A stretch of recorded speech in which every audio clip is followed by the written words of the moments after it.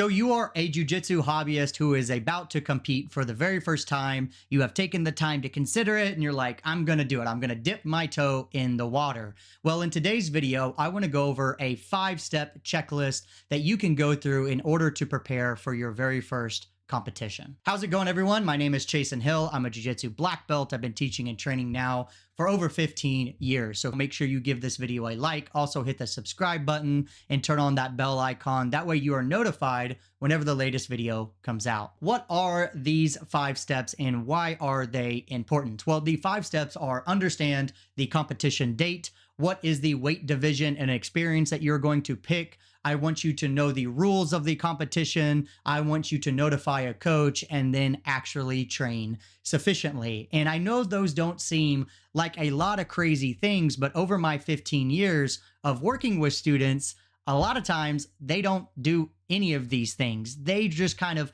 fly by the seat of their pants because it seems normal, because all these other people have been competing in the gym. Maybe I've gone and watched. I just kind of go with the flow and I don't really know what to expect. I did this myself and I was really overwhelmed the first time that I went out there. I wish I would have just known a couple of things. And this is kind of what I make students think about before they start registering for their first tournament. So let's start off with the very first step here. You need to know the date of the competition. And the reason why I say this always has a reason. I have literally had students who go online and sign up for a competition because they hear about all the other students doing it. They don't even pay attention to actually the date. They just know it's on a weekend and they sign up and they go, oh crap, I didn't know it was only 2 weeks away or 3 weeks away. For some people, that's not a big deal. And if you are an avid competitor or you've done it before, it's probably not a big deal.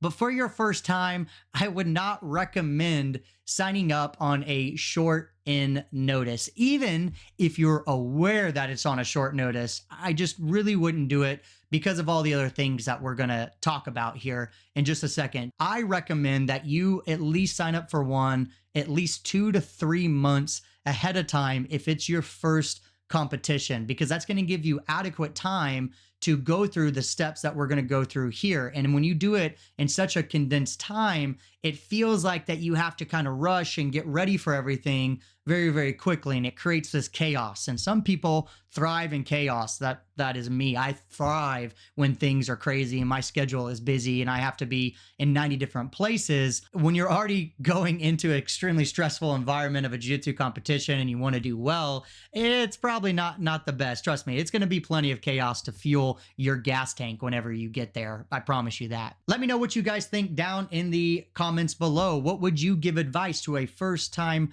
hobbyist student who is maybe wanting to get ready to compete for their very first tournament? A lot of people do read the comments, so give your advice down below. Now, what is the second thing that we want to consider? Well, we want to understand the weight division and the experience level. These kind of go hand in hand, and once again, you usually fill this out whenever you are going to sign up for the competition. The reason why this is second is because once you know the date, now you can say, do I have enough time to either cut weight to that weight category, or maybe you realize, man, I'm right there, I'm perfect, I just need to maintain my weight, and that's a big deal. If you have never cut weight before, and this is your first kind of any sportive aspect where weight cutting is involved, it can be a nightmare the first time you do it. And so you don't want to go out there and just dehydrate yourself and not eat the appropriate food. And you're going to need all the energy that you need. So understanding how long you have to either cut weight or make weight or just not balloon up until the next competition date is very important. And each competition kind of does it differently. If you're 180 pounds, there might be a 180-pound division. There also might be a 190 and up, or there might be a 170 and under. Some competitions have a wide range. So what are you going to do? Are you going to go to the 190 or are you going to go to the 170? And that's a decision that's personal to you, but you need to be able to have that time to make that decision or prepare for it accordingly. The next thing is the experience level. Experience level is usually going to be differing between either gi or no gi. And in the gi, It's pretty easy. It's usually done by your belt rank. So if you're a white belt, you go with the other white belts. If you are a blue belt, you go with the other blue belts. But in no-gi, it can vary widely. A lot of times there is something called a novice or a beginner that usually is a year or less of training. And then you have an intermediate, which might be, 2 to 3 years of grappling. Then you might have an advanced that's kind of 4 years or more. And then some divisions have a pro that is, guys that have been grappling for a lot longer. Understanding the division that's going to be best for you is important to consider as well. Don't go out there on a whim and just randomly pick one because it says the years. And I will tell you guys, especially like in no-gi, even if you're a blue belt, but this is your first competition, I wouldn't say that you would need to be novice, but if you're a blue belt that's been training for 3 years and it says like you need to be in advanced, and that's this other category, I would maybe recommend going to like intermediate. When it's your first tournament, you don't know how you're going to operate. You don't know how you're going to perform. So this is something that you can really consider with your coach, which we'll talk more about here in a second, about which division is going to be best for you. And a lot of times that could be subjective based upon the tournament. Now, I know we're all worried about this term called sandbagging. Just for you guys out there that don't know what that is, that's usually someone who purposely registers for a division that they are better than. So this would be like a blue belt registering for the white belt division, or a brown belt registering for the blue belt division. That there's a skill gap difference there, and it's not really a fair fight per se. So I'm not saying to sandbag, I'm just saying to really take the time to consider what's going to be best for you, especially for the first competition moving forward. Now, the next big thing is understand the rules of the competition. And this is another very overlooked thing that students do not do. Sometimes students will look at the date, they know the date, they know what weight division they need, and then they get out there and they start training and they end up pulling guard, they start doing something, and then boop, the whistle blows and you are DQ'd and you wasted all your time, your money, your weight cut and everything because you didn't read the freaking rules. Please don't be that person that doesn't understand the rules. Take some time and read through it. And if you have any questions, get that clarity from someone who can answer them. There is definitely different rules per different organizations. And even as a coach, this is probably one of the most confusing things that I have to help students understand or overcome. I'm like, oh, okay, I'm used to coaching in this tournament that's in a local area. They allow X, Y, and Z. But then when we go to this new one, oh man, it's not allowed. And they're like, well, but why is this one allowed? And now this one isn't. And I just have to kind of throw my hands up in the air, be like, well, I don't know. You just got to do what they say. There is a lot of different subjectivity when it comes to that. And my job here is not to criticize the refs or the decision making, because obviously that's very subjective and different definitions.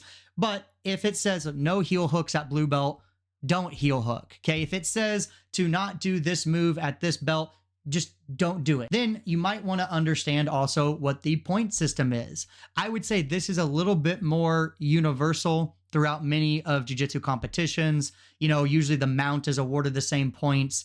The guard pass is awarded the same points. But there are some tournaments out there that do change it. And there are some that are no points. It's just purely by submission or by referee's decision about who's the most aggressive. So if you're a guard player and you really like playing guard and they deem aggressiveness as someone who's just trying to pass and get on top, well, that's not going to be in your favor. So understanding the rules is going to be a very critical aspect, especially for your first time. You just want to kind of be aware of what the do's and the don'ts are. So back to point number one, knowing the date of the competition and knowing how much time you have and giving yourself plenty of space there is going to allow you to adequately research and understand the rules moving forward. The next one is make sure you notify your coach or a coach that you're going to compete. I've also had this happen as well. I've literally had students who heard about other students that are going to do the competition, and then maybe some end up not being able to do it. They back out last minute, and then they're the only ones to show up, and there wasn't coaches because there was cross communication wires because the coach talked to the one student that backed out, now he's like, I don't need to be there. And so there's just a big telephone game that can happen. The best solution to this is you literally walk up to your coach and say, Coach, I have registered for this tournament on this date. Can you be there to coach me, or can we figure out what the best plan is for that? But notify a coach so they can either be there to coach you, they can give you some advice about the training, about the rules, they might ask you about that, and it's just a trickle down effect that goes forward from there. But not having that support is a very tough thing to do. Now, once again, if you are a veteran at competing, and that may not be an issue for you, you may not need a coach there, but for your first time, I really would recommend that you do this as a team and a collaboration with you and a coach, or you and a good training partner who is an upper belt who can walk you through that process, that has done that before. Makes the whole experience a lot smoother, not over preparing.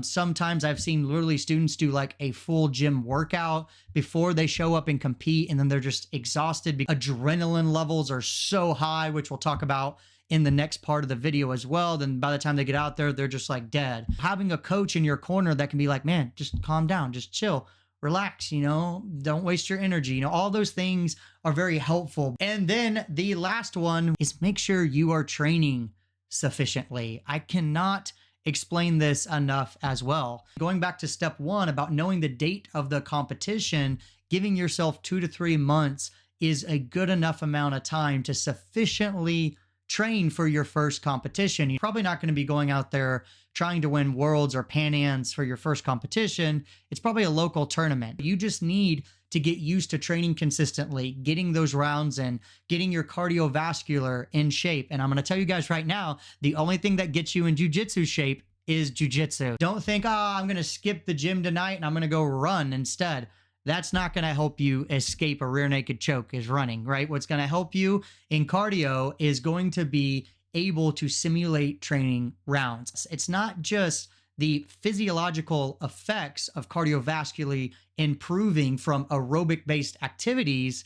It's the fact that you're able to control yourself and you can control your breathing, and not every muscle is squeezing. And that is a skill that takes practice to be able to do. So you going and running is not practicing those things that are going to make your cardio better for jiu-jitsu. It's going to be those things: being efficient with your movement, being efficient with your breathing, not exploding when you don't need to, not being a bat out of hell is very important in that competition setting. You need to be training sufficiently for that. This also might give you enough time to develop some type of game plan. I'm not usually actually a giant fan of students having a hard and fast game plan for their first time, because I guarantee you, for 99% of people, the first time they go out there, their adrenaline levels are so high, it's spiked. It's almost kind of like you see red or you see blanks and your game plan just goes out the window altogether. Having kind of an idea is helpful. So I know, these moves are allowed, these moves aren't. So I just am training to use these sets of moves and kind of getting in the habit of doing that. That's really what I mean by a game plan. That way you don't get accidentally DQ'd. You kind of play to your strengths a little bit naturally. You have like a home base guard is what I call it, that if you get taken down or you get put in the bottom of side mount, you at least have a strategy for what you're trying to get back to and some very common moves that you use. That's really what I want you to do for your basic game plan. And then as you get more experienced, your game plan can become better, can become refined, and it can be improved. But in the beginning, usually your adrenaline is so high, it goes completely out the window. So we want to simulate that adrenaline dump in the gym. I want to maybe do some harder training rounds that are a little bit more sprint based and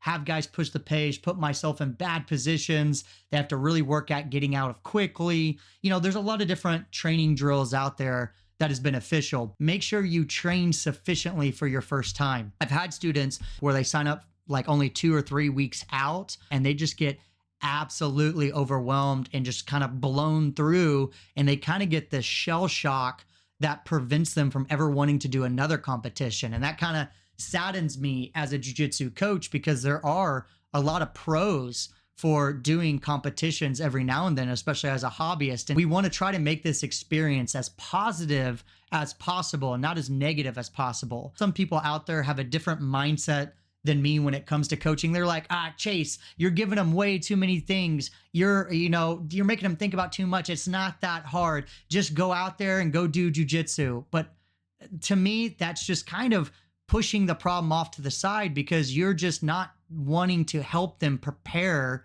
as best as they can to make it a positive experience, so that can be the eventual hope. And then eventually it goes to, oh, well, it's not that big of a deal. I can register, a couple of weeks out and I can go out there and do it. That's the end goal. But for a lot of people, there are steps that you have to take in order to get to that place of comfortability where it's not going to be shell-shocking and a negative experience. It's not that much work to tell someone to do it earlier. It's not that much work to tell them to understand the weight cut or to learn the rules. These are very, very basic things that sometimes advanced belts or guys that have been in jiu-jitsu take for granted as it being simple and easy to understand. And that shouldn't create a negative experience, not knowing those things, but it does. Unfortunately, it does. I've literally seen it over and over again on the mats. If you guys liked this kind of video, make sure you leave it a like. Also, if you're interested in getting some help, maybe for your first competition, or you're a hobbyist that's wanting to improve your game,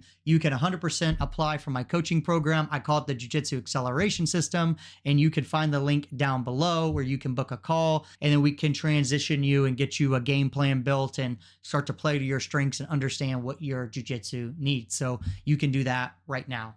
Make sure you check out this next video that's probably going to pop up right here, and I'll see you guys in the next one.